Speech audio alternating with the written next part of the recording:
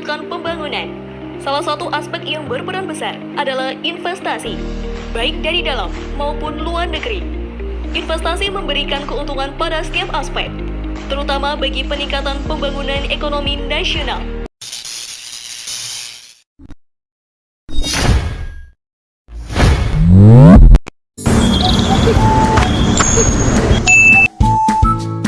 Uang 500? Hah? Buat apa?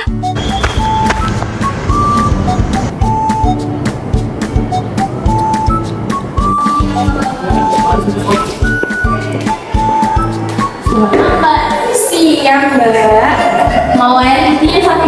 Boleh. Beli 500. Oke. Aduh, gak ada nih. Cari ini. Hidupin musik, Mbak. Mau itu 50 sampai 1.000 rupiah, semua itu penting di saat-saat genting. Apalagi buat parkir gak perlu lagi lo mikir investasi dikit-dikit, lama-lama cari duit bisa bantu akhir bulan dengan hasil yang lumayan. Dan rupiah sebagai simbol kedaulatan negara, satu-satunya alat pembayaran yang sah di Indonesia, bukan pakai bitcoin atau juga dinar dirham. Lipat, kucek, kemudian permen saja tidak boleh. Mengenali merawat menjaga? Ya itu boleh. Jadi kita harus bangga, cinta, dan paham soal rupiah. Nih. Kasih ya.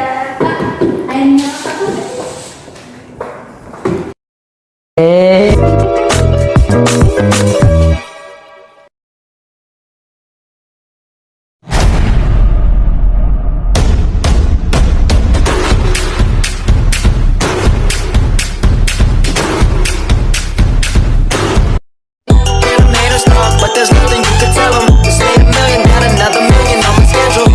No platform, nigga breaking hearts. No keys, push the start. Yeah, you know what it is. Everything I do it big. Yeah, screaming that's not. When I pulled on the lot, that's not. Dalam makroekonomi, investasi merujuk pada pengeluaran modal yang dilakukan oleh perusahaan, pemerintah, atau individu untuk mengembangkan suatu aset produktif seperti pabrik, peralatan, teknologi, dan infrastruktur. Investasi memainkan peranan penting dalam pertumbuhan ekonomi karena dapat meningkatkan kapasitas produksi dan menciptakan lapangan kerja. Ada beberapa jenis investasi dalam makroekonomi, termasuk investasi swasta. Investasi swasta merupakan investasi yang dikembangkan oleh suatu perusahaan untuk memperluas operasional mereka dan digunakan juga untuk membeli alat-alat baru dan mengembangkan produk dan layanan. selanjutnya ada investasi publik. Investasi publik adalah yang dilakukan perusahaan dalam infrastruktur seperti jalan, proyek bandara, dan proyek-proyek lainnya untuk meningkatkan ekonomi. Investasi residensial merupakan investasi dalam pembangunan rumah dan instruksi komersial yang melibatkan tenaga kerja dan juga instruksi komersial. Selanjutnya, investasi saham dan obligasi. Investasi dalam instrumen keuangan seperti saham dan obligasi dapat memberikan modal bagi pemerintah ataupun perusahaan. Investasi ini berperan dalam menentukan tingkat pertumbuhan ekonomi dalam suatu negara. Nah, pertumbuhan investasi yang kuat dapat mendorong peningkatan produksi dan pendapatan nasional. Everybody wants something.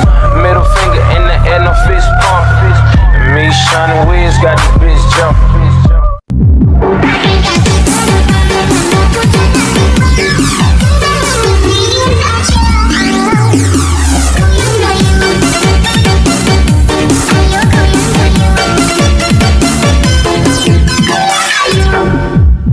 Oke teman-teman, udah tahu belum nih dasar-dasar dari investasi? Yang mana investasi itu merupakan proses pembelian aset dengan mempertimbangkan keadaan ekonomi kita serta resiko-resiko yang bisa datang di masa yang akan datang serta di masa sekarang ini. Jadi, semakin tinggi imbal hasil yang ingin kita dapatkan atau keuntungan yang kita dapatkan, maka semakin tinggi juga resiko yang akan kita tanggung. Untuk jenis-jenis investasi, jenis investasi aset ada dua, yaitu aset real dan aset keuangan, di mana aset real itu adalah aset berujur seperti tanah, properti, emas, dan sebagainya.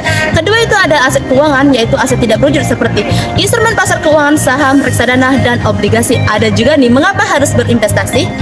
Karena selain faktor inflasi dan peningkatan nilai aset, kita juga dapat melakukan investasi untuk mempercepat tujuan keuangan dan juga perlunya membuat tujuan keuangan pribadi atau pribadi yang jelas, misalnya kebebasan finansial saat kita pensiun. Adapun resikonya, ada risiko capital loss dan risiko liquidity. Risiko capital loss itu menjual produk pasar, dan risiko liquidity itu masih terdapat sisa dari hasil perusahaan. Oke teman-teman, penting nggak sih berinvestasi? Penting dong untuk masa depan.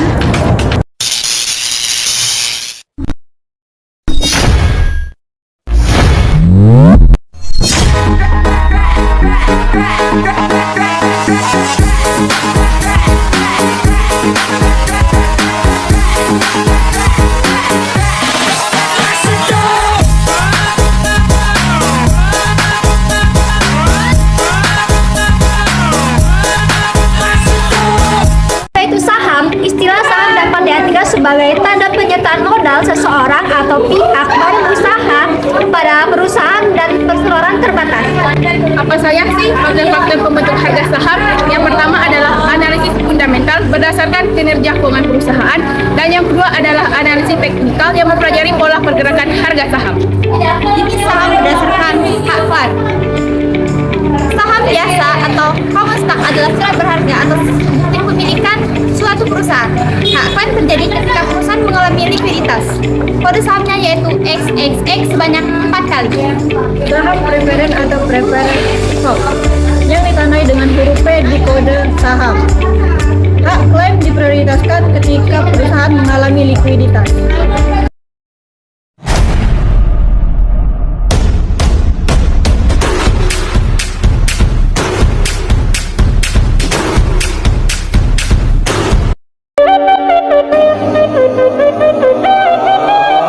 Soldier boy, I been it. Why me crack it? Why me roll? Why me crack that soldier boy? That Superman? That all? Why me crack that soldier? Why me crack that soldier? Why me crack that soldier? Why me crack that soldier? Why soldier boy, I been it. Kalian mau tahu apa itu keuntungan investasi saham?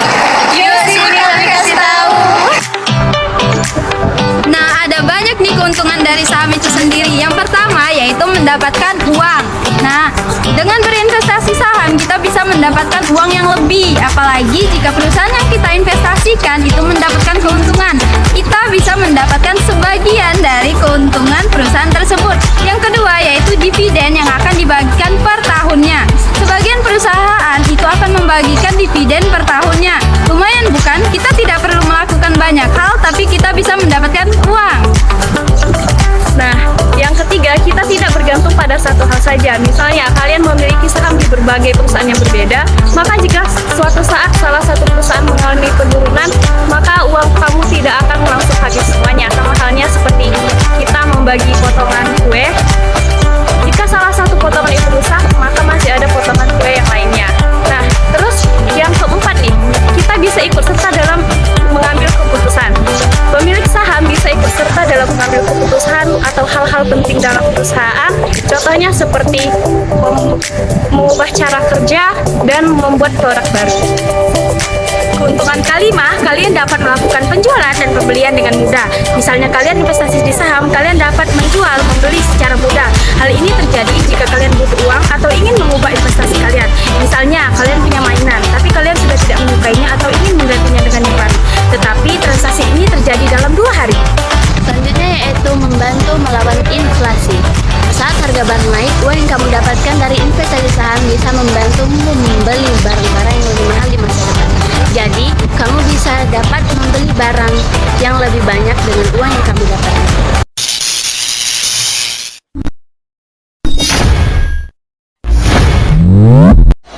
Put your hands up in the air. Put your hands up in the air. Put your hands up in the air. Put your hands up in the air. Put your hands up in the air. Put your hands up in the air. Put your hands up in the air. Put your hands up.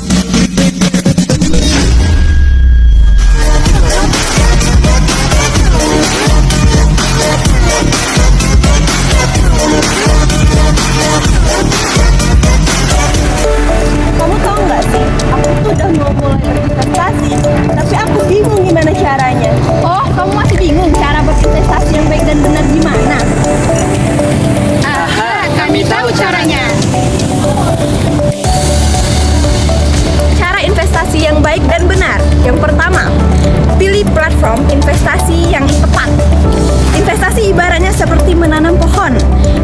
browsing dan mencari tahu platform atau emiten investasi yang tepat untuk pemula nih.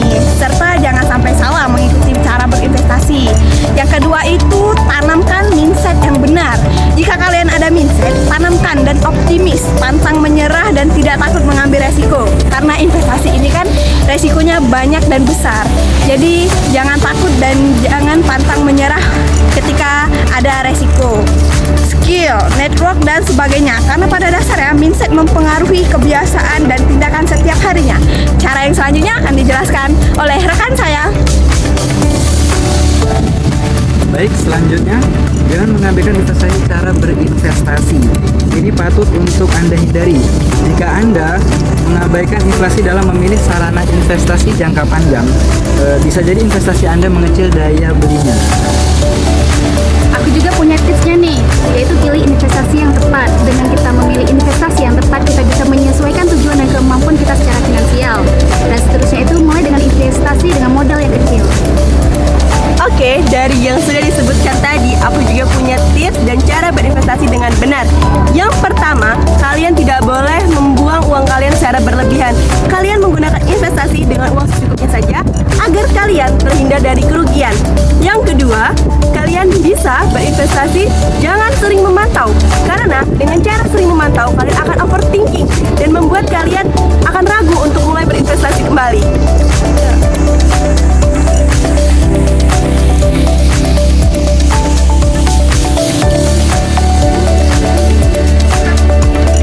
Everybody wants something. Middle finger in the air, no fist pump. And me, Shawnee Wiz, got the bitch jumping.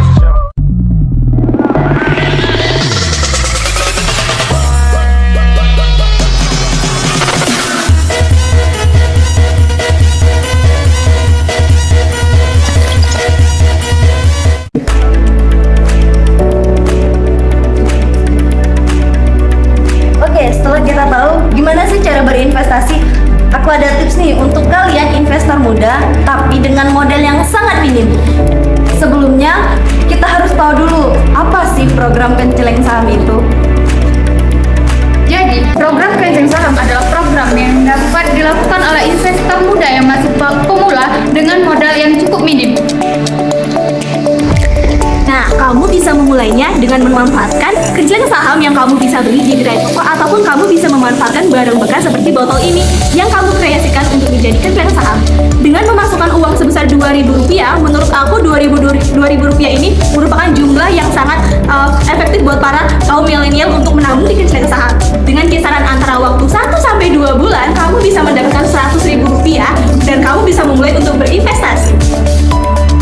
Nah, tadi kan sudah tahu nih programnya. Kita tahu bahwasannya programnya ini memberikan manfaat untuk kita sebagai investor muda yang tidak mempunyai uang secara cepat, tetapi ingin sekali investasi. Nah, dengan program ini kita bisa menabung menyisihkan uang sedikit demi sedikit, tetapi membutuhkan waktu yang lebih lama.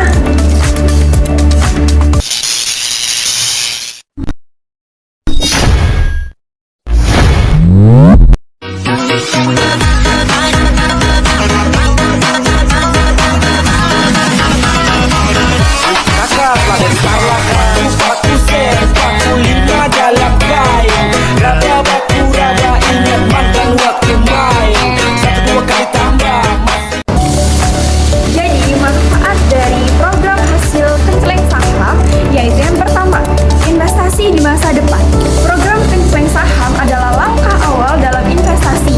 Nah, kenceleng saham ini juga dapat digunakan untuk berinvestasi dalam instrumen keuangan yang menguntungkan. Yang kedua yaitu meningkatkan kekayaan investasi bermanfaat untuk meningkatkan jumlah aset atau kekayaan yang dimiliki. Nah, bagi seorang investasi tentunya menjadi penghasilan tambahan. Memberikan manfaat dan keuntungan di masa yang akan datang, dan memperkecil kita dari risiko berhutang dan lebih siap menghadapi situasi yang tak terduga.